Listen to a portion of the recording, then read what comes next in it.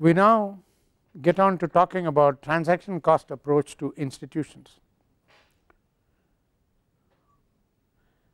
The idea of transaction costs goes back to the work of Robert Coase in 1937 towards the theory of the firm, where he talks about transaction costs involved in the way the firm operates on a day-to-day basis. Much later, Coase was to write a paper which was pathbreaking and seminal in 1960s on again transaction costs. The underlying principle of talking about transaction costs is that, contrary to the belief in neoclassical or standard or orthodox economics that collecting, collation and verification of information by firms is costless, and similar activity by individuals in the market is costless.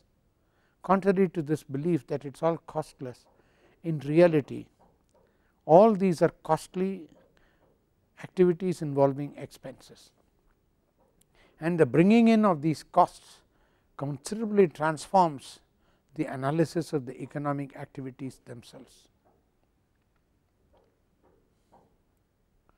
The simplest market that is conceivable, of course, is a Walrasian market, where there are 0 transaction costs underlying the assumption of perfect knowledge. But in all non-Walrasian situations, which means in all real life situations,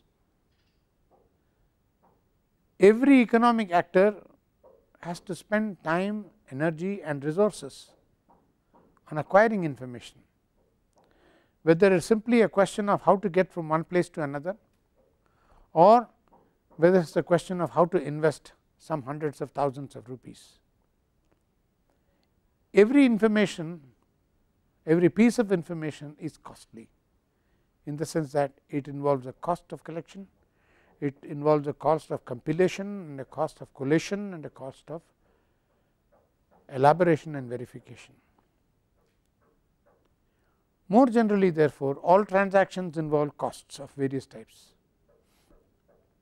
These transaction costs vary, but in order to look at it in greater detail, we should know also that transaction costs not only relate to information. In other words, they are not only information costs, but the conduct of transactions themselves involve all kinds of costs. The best example of such costs are what later came to be known as Coasean externalities. Robert Coase discusses a very interesting scenario of 2 producers occupying 2 adjacent plots of land. One of them owned by a confectioner and another owned by a man who runs a hospital. The confectioner has a job of pounding flour every day to make bread and then baking it and making bread. The man who runs the hospital, of course, has the job of curing people, healing them, treating them and getting them well back home as fast as possible. However, the confectioner has to pound the flour, to grind the flour in order to get it ready to be baked, and this is a noisy and disturbing activity. And the hospital owner finds that this is expensive in terms of the trauma that it causes in his students, that is, I am sorry, in his patients, and in the disturbance that it causes among the patients, and so on and so forth. So, it is a costly thing.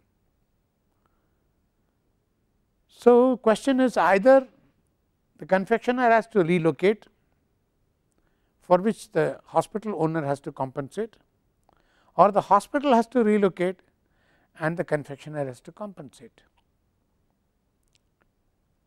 How expensive this process of getting either one of them to relocate depends upon what kind of legal and political system exists. Ideally, if it were possible to solve this on a face to face basis, then they can talk about it with each other, and one says to the other that he would give him so many hundreds of thousands of rupees, and then the other agrees and they seal the agreement, and the next day the other man leaves. It is the least transaction cost. On the other hand, they could go into costly litigation. One could go into the court against the other and sue him for damages and request the court to order this other man to be evacuated from that place, forced to leave and relocate. That is a costly legal process, not just in terms of the fees to the lawyer involved, which is there of course, but the cost incurred by the courts which these people have to bear. And then of course, invisibly behind all this, the salaries of the judges and the various members of the court and the enforcing authority, the police force, and finally all the senators and lawmakers who get paid in order to make these laws. In short, transaction costs can be either very minimal on a face to face negotiation basis, or they could be quite extensive in a complex political legal situation. Now, here is a simple case which we discussed, where there was a dispute over the use of a piece of property by one person, but there could be a whole lot of other transaction costs involved in the process of production. They could all have a quotient nature. For example, the bank workers suddenly decide to go on a strike, and because of that a businessman loses out on that day's transaction and loses several hundreds of thousands of rupees. Question is, can he go to the court and enforce that the bank employees organization pays him back the costs? This is another transaction cost. So, we have a whole lot of costs associated with the legal political institutions connected with the production process in the economy, all of which are sources of transaction costs. Now, Douglas North made a very interesting study of how the existence of transaction costs gave rise to the rise and fall of institutions in a society historically. There are some institutions, or rather every institution has a particular set of transaction costs associated with it in the society.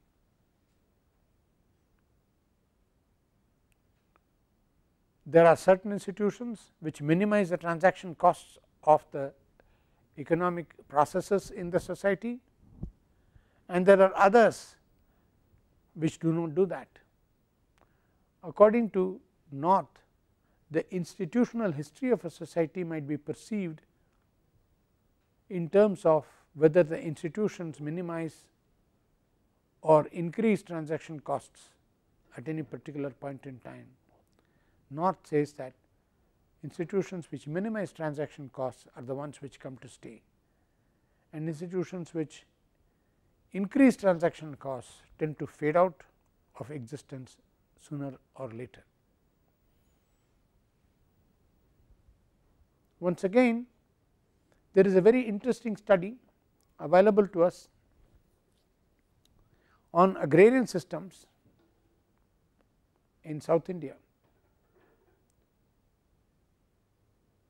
where transaction costs constituted a salient element in the very structure of institutions that society had over a period of time.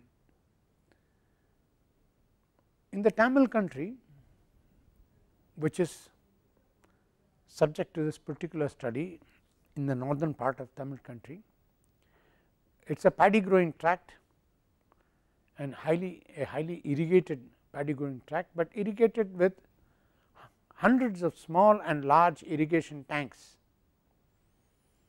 each with its own command area of paddy cultivation, and therefore, villages which cultivated this paddy. Now, the logic of irrigating the fields with the water from tanks involves some organizational problems and some transaction costs. For one thing,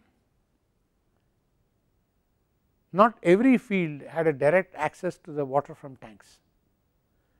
There were a set of canals or channels which went from the tanks down in the command area, and from which water had to be taken to individual fields. So, first of all, fields which were closely located to the tank had much greater access to water. Fields which were further away from the tanks had lower access to water. So, here was the first transaction cost involved to the farmer, depending upon where his field was located. Second, water had to be blocked as it flowed down the channel, and as the level rose, you cut a little channel through somebody else's field, so that the water would flow from there onto your field. This means that you had to have the permission of this man to take water through his field to your field, another set of transaction costs. You have to be on very good terms with them, or else you will not get water for your fields. The third consideration was, not all fields were of the same quality of soil. Some fields retained water very nicely, some fields had more porous soil, and water quickly went through and it was not retained, not good for crops. So, once again soil differences made a big difference.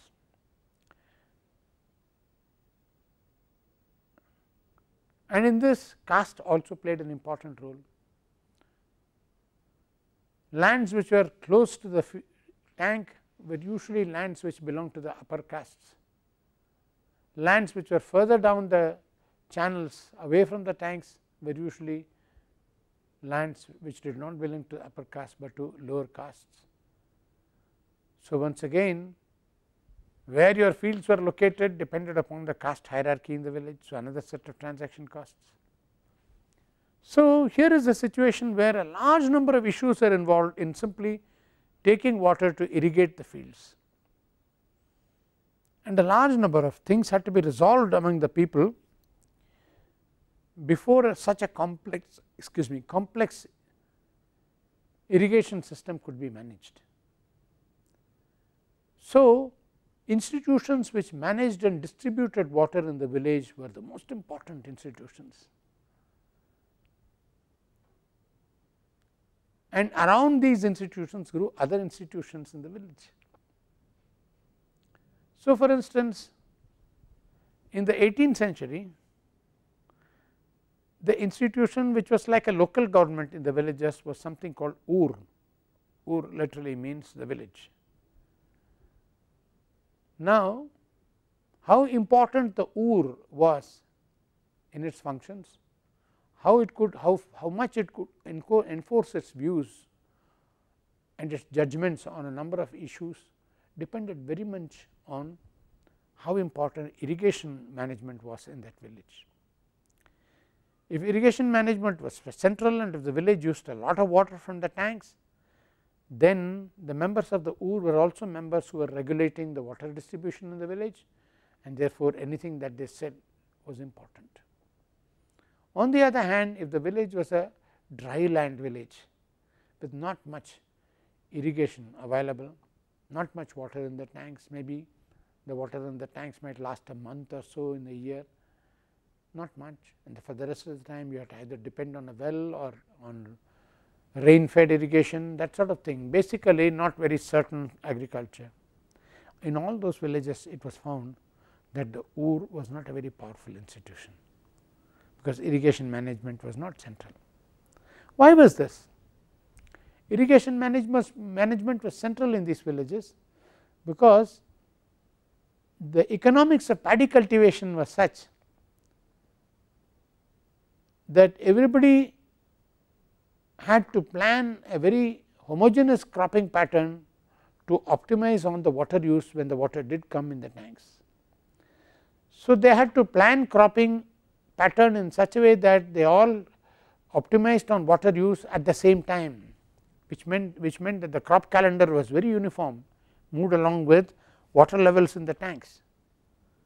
When the crop calendar is uniform, then labor management becomes very uniform, because if crop calendar is uniform, then the peak season demand for labor and off season demand for labor also became very uniform. There were particular periods in the village when everybody wanted labor. There were particular periods in the village where nobody wanted labor, there was surplus labor available. So, management of labor is a crucial issue. What does one mean here? How does one manage to keep laborers well fed and happy when most of the year they did not have work to do, and what was the way in which the employers managed to get workers to do some work when everybody wanted the workers. In other words, peak season was a time when there was excess demand for labor, and when excess demand for labor existed, and if you leave the situation to go as it is, wages would hit the ceiling. On the other hand, for the rest of the year, when there was not peak season but lean season, no demand, excess supply of labor. At that time, a fellow would work for you for a meal. So, virtually 0 or negative wages. So, if you have wages which are following the market, they would go up and down, let us seesaw up and down, then market cannot regulate labor market. I am sorry, the market cannot regulate labor relationships. Labor relationships have to be part of the labor management strategy of the village as a whole. In large number of South Indian villages, therefore, during the lean season you had a whole lot of rituals during which all the landed families would make rice gruel and the whole village would be fed every day in that. This is one way in which everybody was fed, and that was lean season when there was no work going. Likewise, they had a wage negotiation system whereby a person would join a family as a permanent farm hand on a 1 year contract, which was renewable every year, and his wages would be on a base wages would be fixed as so much of rice per month, and around that base wage would be negotiable bargains on bonuses which he got during harvest, for extra work that he did, and so forth. In other words, management was labor was not just management of supply and demand of labor, but it was also management of relationship between labor and employer. Now, therefore, labor management also had to happen about the same time. Labor management also had to happen about the same time as water management, as crop management, because everything surrounded the availability of water. So, these villages you had all kinds of social and political institutions developing, minimizing transaction costs in irrigation, and therefore, developing implications for rest of the society. So, the whole caste hierarchy in these villages was found to be organized around water management. Whole lot of institutions of moral do's and don'ts, rights and wrongs, institutions of education, institutions of learning skills, they were all tied to water management. So, here is a case where whole societies continue to live for generations like this. Now, suddenly in the 1960s, the government of India decides that it wants to announce a package program in agriculture. So, the first thing the government does is it says, we will give you virtually interest free loans if you want to build wells and pump sets in your fields, because this will help us promote this new agricultural strategy, new technology and so on and so forth. So, a district for instance like North Arcot in Tamil Nadu, which had the reputation of being a dryland district, by 1973 North Arcot had 15% of all the pump sets in India. So, what happens? The farmers are liberated overnight from the compulsion to be a part of a water management organization. They have got their own pump sets, they have got their own wells. So, the whole system of irrigation management collapses. Around it collapses the crop management, labor management, in other words every other institution in the society. So, here is a situation where it could be argued that transaction costs were minimized by a particular social organization which existed for a long period, and suddenly the introduction of new laws displaced the economic basis of the social organization, which is irrigation management, the imperative of irrigation management, and it liberated each farmer from having to belong to a irrigation management group and having to listen to the irrigation managers about crop planning and so forth. He could plant any crop that he wanted as long as he had a well and pump set. He could grow any crop that he wanted any time of the year. It freed him completely from every other cycle, crop management, irrigation. Same way he could employ workers as and how he liked, because his crops varied. In other words, the whole organization of rural society, which had been for centuries centered around the transaction costs of water management, broke down.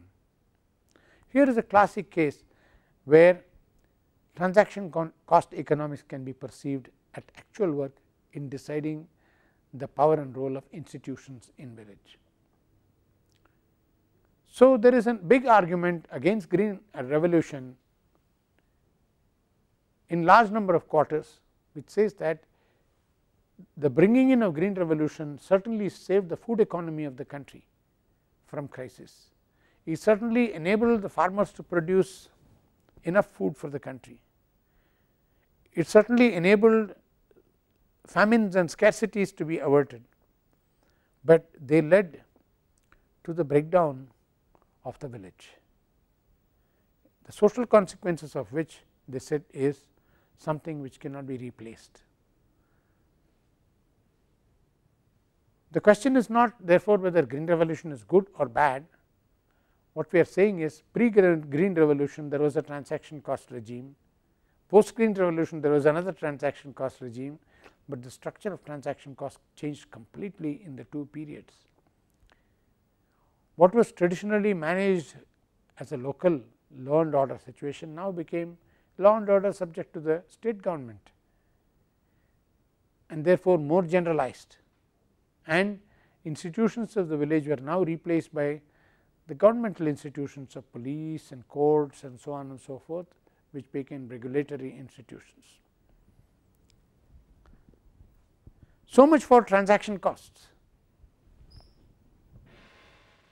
As an option to Marxian version, transaction cost economics argues that there is no determinism about any such thing as a production relations or economic base, but the institutional argument of North and others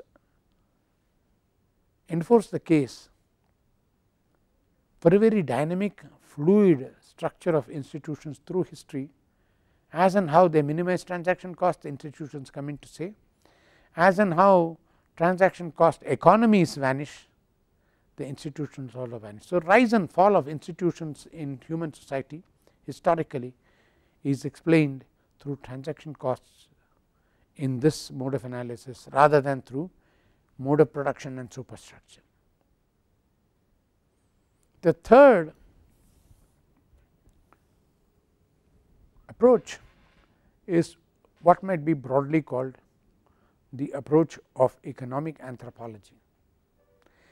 I am using the word economic anthropology in a broad sense, because the kind of economists I am going to kind of anthropologists I am going to discuss here were certainly not people who advertised themselves as economic anthropologists, but their contributions to explaining economic anthropological phenomena is significant.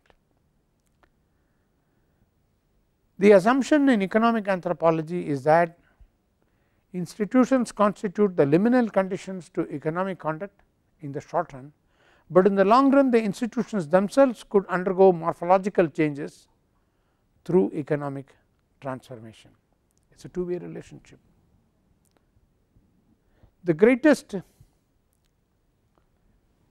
debate in economic anthropology since the 1950s in India has been the debate of tradition versus modernity. There is an argument in economic anthropology that a society which is traditional could have a number of advantages as stability of relationships and stability of social institutions. However, this society would also be a society that would be relatively stagnant, because there is no growth. On the other hand, a growing economy would promote modernity in society, in culture, which would be much more dynamic and moving and changing. So, tradition versus modernity itself became a major argument, a theme in argument in talking about the pros and cons of economic development.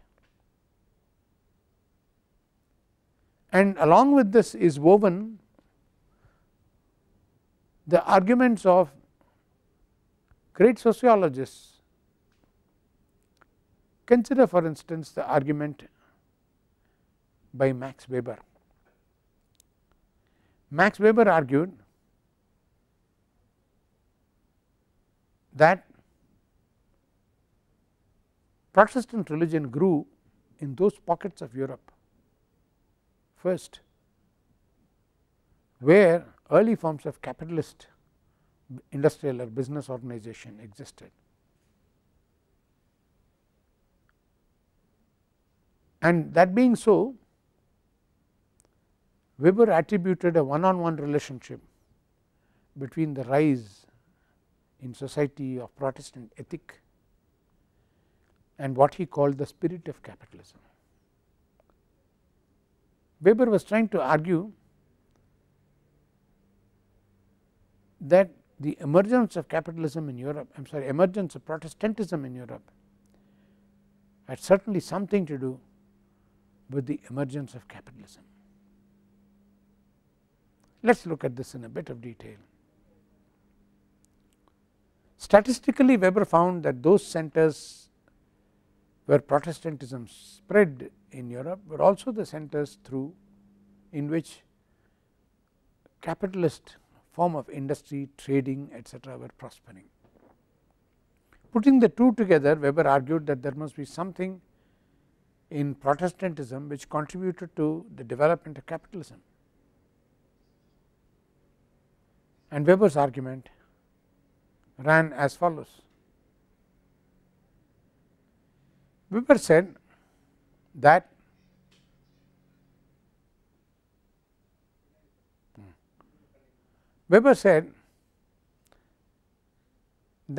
there were aspects of Protestant ethic which propagated behavior which was very much in the spirit of capitalist development. First of all, Weber said that Protestantism as opposed to Catholicism argued that the grace of God might or might not be yours in the life hereafter, but certainly the grace of God is yours if you look upon your own trade and your own vocation as service to God. In short, the idea of calling. The idea of calling in Protestant religion, wherein your profession, your trade, your vocation was your calling or God given thing to do, and in being sincere in your calling, in being honest and committed to your work, was an act of worship in Protestant ethic.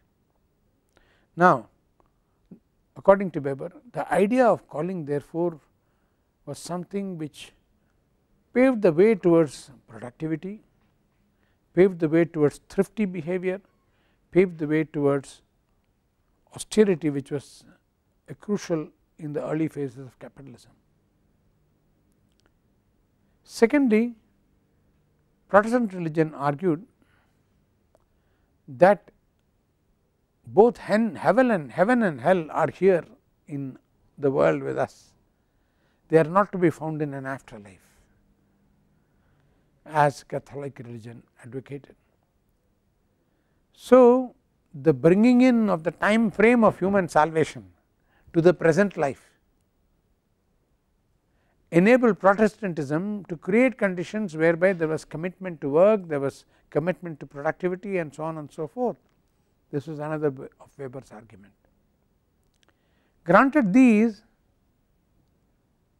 Weber said that the ethics of Protestantism was something which promoted the spirit of capitalism, and the spirit of capitalism being thrifty behavior, productive behavior, hard work, all those things. So, religion and the rise of capitalism coincided in particular pockets in Europe, was what Weber was arguing. But Weber went one step further.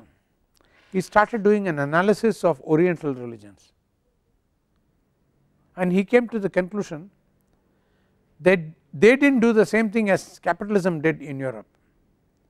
He thought Oriental religions were tying down people to traditions and not creating the conditions conducive for the development of the spirit of capitalism.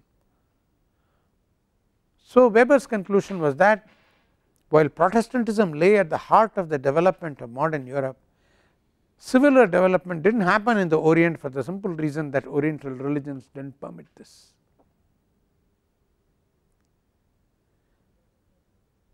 In short, here is an argument about institutions either strangulating economic growth or not. In the 1960s, an American anthropologist called Milton Singer studied South Indian industrialists and was considering whether the Weberian approach could be justified at all, because South Indian industries were all the ones he studied were Hindus, very traditional, very hidebound in their own ways, and very prosperous and growing. So, Singer said, well, here are very traditional people, and their having been traditional has nothing at all to do with the fact that they grew. So, there is considerable correction needed in the thinking of Weber or in Weberian analysis. This is Singer's conclusion. Subsequently, it was found whatever the relationship that Weber found between Protestantism and capitalism, it did not mean a similar relationship should or should not hold in respect to other religions and capitalism. This was Weberian institutionalism. Let us take a brief look at Durkheim. Durkheim could probably be described as one of the earliest founders of modern economic anthropology. Durkheim studied suicides and the behavior of suicides, statistical behavior of suicides over a period of time. He came to the conclusion that whenever society was changing rapidly economically, there were more suicides. When there was not such rapid economic change in the society, the number of suicides fell. So, Durkheim came to the conclusion by bringing in a concept of anomie, anomie meaning normlessness. Durkheim added as an inference to the statistical information that he presented that periods of rapid economic change are also periods of anomie. Periods of not so rapid economic change are periods of order and stability. In short, here is a causal relationship stated between the level of peace and harmony in society and the rate of economic change in society. Whether Durkheim's analysis was verified on a large scale is the second question, but the most important question is that Durkheim found a very solid relationship between people's peace of mind, people's orderliness of behavior, all described by the word normic behavior, and the existence of rapid economic change. When there was a rapid economic change, either for growth or for collapse, it did not matter. When economy changed very rapidly, norms breaks down. So, there is a period of anomie. So, there is an inverse correlation between social peace and economic change, as Durkheim found out. This is a very major institutional contribution. Durkheim also argued that social solidarity is another factor which is affected with economic change. In traditional societies, society is held together by a form of solidarity which is organic. Face to face societies have an organic form of solidarity. So, he said these are all forms of organic solidarity. As opposed to this, modern Western societies had functional relationships which characterize the society much more than kinship and other relationships as in traditional societies. So, where societies were characterized by functional relationships across nuclear groups, Durkheim called it mechanical solidarity. So, mechanical versus organic solidarity is something which characterized modern societies from as distinct from traditional societies. This is Durkheimian analysis. Finally, let us consider a major contribution by a great Indian sociologist, M.N. Srinivas. According to Srinivas, there were two major aspects to social change in India. As prosperity came to particular social groups, these groups underwent two kinds of changes. As prosperity came, one thing that these groups was they engaged in westernization. They started using their money to adopt western styles of living, to send their children to English medium education, to get them to acquire western habits of eating, drinking and so forth. Westernization, from simple things like switching to western form of dressing to adopting western lifestyles on a much larger scale. This is one thing. The other thing which happened, another social change which happened when prosperity came to people was Sanskritization. This was more prevalent in rural India. When a particular community in a village became affluent, or when a particular caste group became affluent, the members of this caste group started adopting the practices, ritual and other practices of a caste group above this. And slowly they start adopting even the nomenclatures used by the caste group above this, and gradually their ritual status moves up in the society from a lower to a higher level. In other words, social status and social ranking adapt itself according to a cultural change called Sanskritization after some time after economic status changes.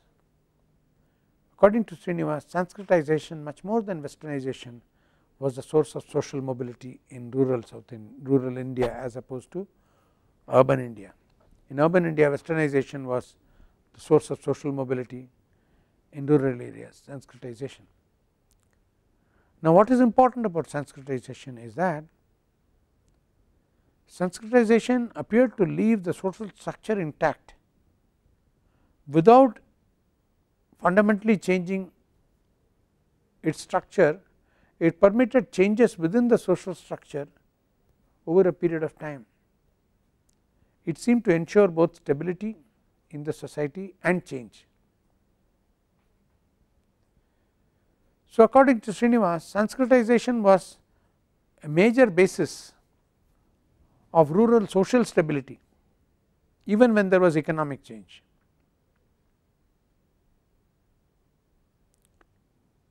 So, we have here three sets of opinions among economic anthropologists on three sets of issues relating to the relationship between institutions in the society and economic activity. First, we had Weber, who talked about the relationship between religion and the development of capitalism. Weber argued, to sum up, that the development of capitalism was strongly influenced by the rise of Protestant religion. Not only did Weber argue that the pockets where capitalism developed were also pockets where Protestantism had started growing, he also pointed out that pockets in Europe where Catholicism was predominant were also pockets which were growing much slowly. So, he also pointed out that Catholicism had a certain anti-growth impulses, anti-capitalist impulses, at least in the early stages in Europe. Weber also argued that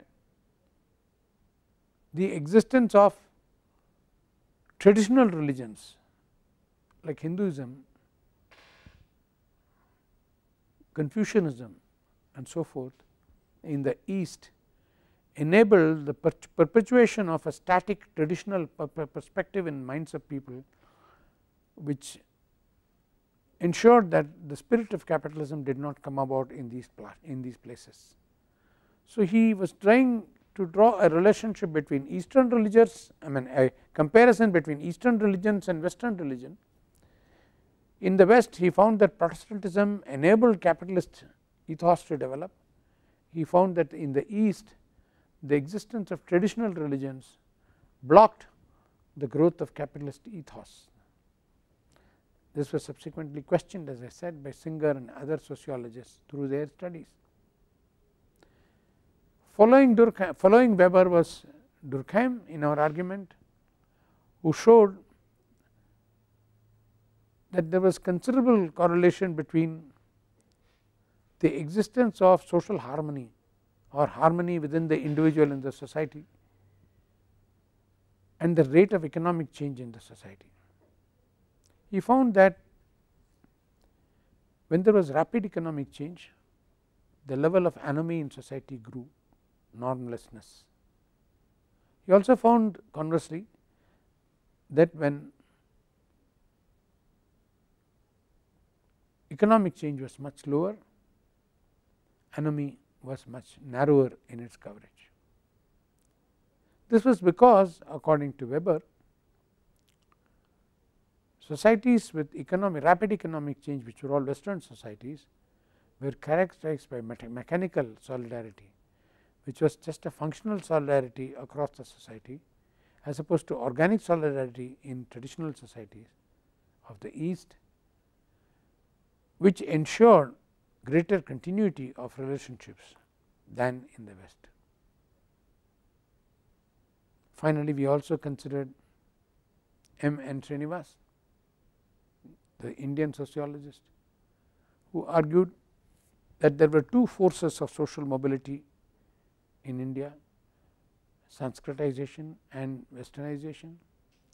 He found that Sanskritization predominated rural areas and Westernization was more common in urban areas. In both cases, a first economic movement within the group was supported by a movement of Sanskritization type. So, you could say that social mobility in rural areas constituted the type Sanskritization whenever there was growth, whenever there was development. But when such a development existed in urban areas, it was more common for Weber to find, I am sorry, more common for Srinivas to identify this urban areas with westernization rather than Sanskritization. We have now seen three fundamental approaches to the relationship between economic institutions in society and economic activities. To sum up, we found that economic theory could afford to overlook institutions because it made four very central postulates of perfect knowledge, uncertainty, rationality and hedonism. However, once these postulates are removed, the behavior in economics becomes far more important than the theoretical results regarding equilibrium, and behavior in economic realm we find is strongly correlated with the institutions that exist in society. We found that there are three broad approaches which relate social institutions, political institutions with economic activity. The first was a determinist Marxist approach, which said that the economic base was everything, and within the economic base production relations were central, and this decidedly influenced the nature of social and political institutions, which merely constitute the superstructure over the economic base of the society. So, by and large, Marxian analysis argued that there was a one-way relationship between institutions and economic phenomena. The one way was from economic change to institutions and not the other way around. In contrast, the transaction cost approach of North and others clearly showed that the relationship between institutions and economic phenomena was a lot more varied. On the one hand, there were institutions which minimized transaction costs in society, which survived because they minimized transaction costs. On the other hand, there were institutions which could not minimize transaction costs and therefore fell on the wayside as a society passed through. So, transaction cost was a major source of explaining the institutional history of society itself. This was the second approach. The third was economic anthropological approach, where we found different sociologists have given different explanations of the effect of social institutions on economic processes. We found Weber clearly identifying a positive role for the Protestant ethic in the emergence of capitalist spirit, and conversely he found that such a capitalist spirit did not emerge in countries where traditional society prevailed. Durkheim argued there was a strong correlation between anomie and economic change, and finally Srinivas argued that there was a rural and urban divide in whether Sanskritization was a source of social mobility with economic change, or whether westernization was a source of social mobility with economic change.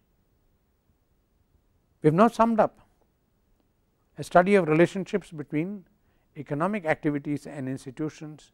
We find that in the short run, institutions appear to be dominating over economic activities, but in the long run economic activities themselves had the propensity to transform and change institutions, and the study, as we found, could be approached in a number of ways, and we showed three different ways in which this relationship could be studied.